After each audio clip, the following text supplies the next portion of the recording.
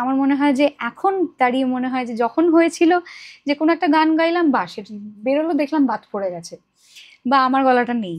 তো সেই জিনিসগুলো কিন্তু পথ চলতে চলতে হেল্প করেছে, মানে to for me to grow as a person. মানে তখন আমার মা সেই সেটব্যাকগুলোর সময় যখন আমার খুব মন খারাপ হয়েছে একটা কিছু দেখে, যে খুব মানে মনে হয়েছে যে আরে আশা ছিল যে একটা গান গেয়ে আরে এই গানটা দারুণ একটা গান, এটা যখন সবার কাছে পৌঁছবে দারুণ হবে, কিন্তু যখন বেরোলো দেখলাম সেখানে আমার গলাটা নেই।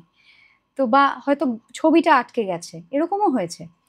তো এই যে আনসার্টেনটি গুলো, এইগুলো কিন্তু শেখায় একটা মানুষকে যে লাইফে সবকিছু সবসময় সমান থাকে না, True. এবং সবসময় আমাদের কন্ট্রোলেও থাকে না। এবং আমাদের কন্ট্রোলে যেটা, সেটা হচ্ছে আমার নিজের এনার্জি প্রোফাইলটা, আমি নিজে আমার জীবনে যা যা কাজ করছি সেটাতে আমার একটা স্ট্রং ফুটপ্রিন্ট আমি রাখতে পারছি কিনা, এবং if I am also living my life at the same time, কারণ জীবন মানে শুধু তো কাজ করা নয়, so it's also important to live your life. একদম।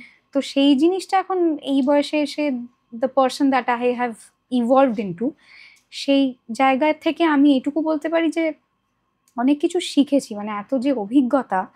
এবং আমার বয়সী আর 5টা ছেলেমেয়ের সঙ্গে যখন বসে কথা বলি, ওরাও আমাকে বলে যে তোর বয়স আন্দাজে তোর অভিজ্ঞতার কারণে তুই কিন্তু আমাদের থেকে অনেক বেশি ম্যাচিওর আচ্ছা। অনেক কিছুতে।